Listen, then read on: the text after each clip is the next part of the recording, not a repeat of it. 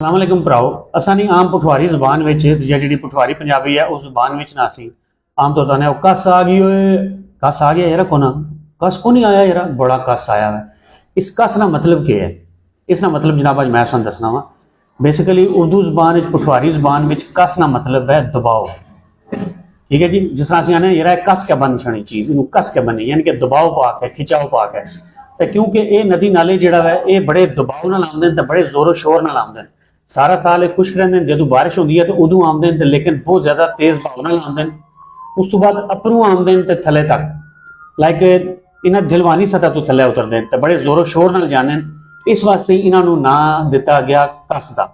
ते जिहड़ा फिर छोटा नदी नाला होंदा सी उन्हां नूं नां दिता गया कसियां। ठीक है जी, तो फिर अज मतलब पता चल गया तुहानूं दोस्तों कस ते कसियां इन्हां दा क्या मतलब है। नवे नवे पंजाबी ते भुले पंजाबी ते पठवारी लफ्ज़ां दा मतलब जानने वास्ते मेरे नाल जुड़े रहे।